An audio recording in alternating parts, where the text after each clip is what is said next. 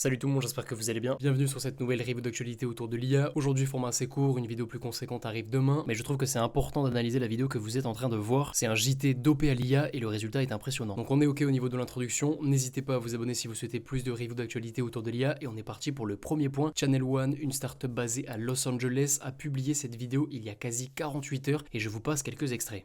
Hello, and welcome to Channel One, a new way of consuming, reporting, and thinking about the news powered by artificial intelligence. And I can speak in any language.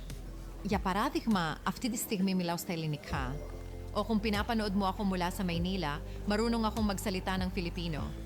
Yan nagkumtamurpe sa tirium in... Stomach at Wonka. And don't forget to bring along all your leftover Halloween candy. You know, you're really not supposed to bring food in from outside. Okay, Narc. I'm sorry, what was that? Folks, you work.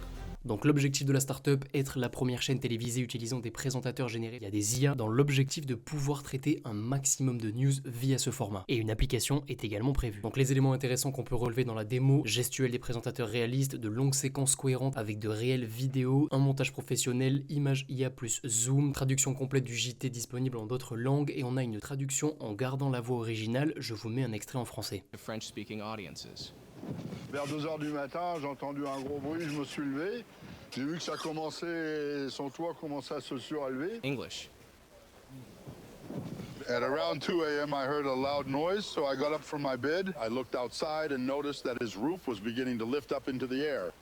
And then, after 30 minutes... Donc c'est une petite révolution, mais si on décortique le process, ça reste très simple et c'est réalisable dès aujourd'hui via un SaaS que je vous présentais sur la chaîne il y a 2 mois, Agen, et c'est réalisable encore plus rapidement si on utilise la récente API d'Agen. Donc si on reprend la démo et qu'on compare les fonctionnalités impressionnantes avec ce que fait Agen actuellement, on peut lier des démos Agen ou d'autres solutions existantes pour absolument tous les segments. Gestuel réaliste, c'est similaire à 100% à ce que propose Agen. Traduction en gardant la voix originale, je vous ai fait une vidéo il y a 2 mois pour vous présenter la fonctionnalité, mais c'est une techno maîtrisée par Agen. Longue séquence cohérente avec des vidéos réelles, Premiere Pro peut le faire sans problème, un montage pro encore une fois Premiere Pro, traduction via GPT-4 plus Agen, Agen propose le japonais, image IA plus zoom, il suffit d'utiliser Midjourney ou DALL-E 3 et Premiere Pro et le tour est joué. Le manque de clarté autour de cette vidéo confirme selon moi que ce serait du full Agen, d'autant plus que ce sont les seuls à proposer des technologies aussi poussées et réalistes. Donc Channel One, c'est simplement une petite équipe qui a dû passer plusieurs heures à générer des vidéos Agen, les assembler, ajouter les vidéos originales, assembler le tout via un montage et push la vidéo sur X. Donc l'objectif derrière cette démo est de valider l'intérêt de la communauté et de lever des fonds. Et les deux éléments qui remettent potentiellement en question mon analyse, le compte a tweeté pour la première fois en juillet, mais c'est très simple de renommer un compte X, et le nom de domaine a été enregistré en juin 2023, donc il y a 5 mois. Mais même ces deux éléments sont assez étranges. Développer une solution aussi poussée sans aucun tweet ni annonce,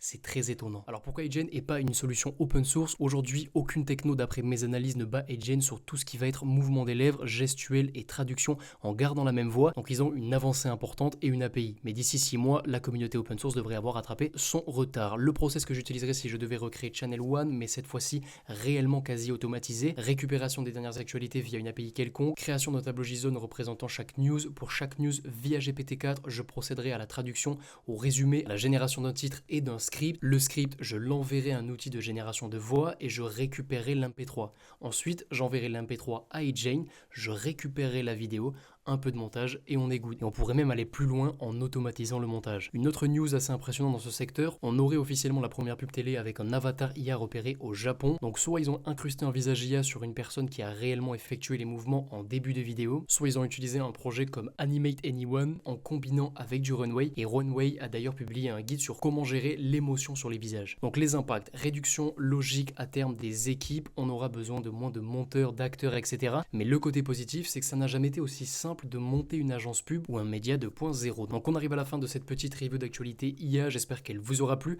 Si c'est le cas, n'hésitez pas à vous abonner. Si vous avez la moindre question, n'hésitez pas à venir sur le Discord de la chaîne. Je vous dis à très bientôt. Ciao ciao.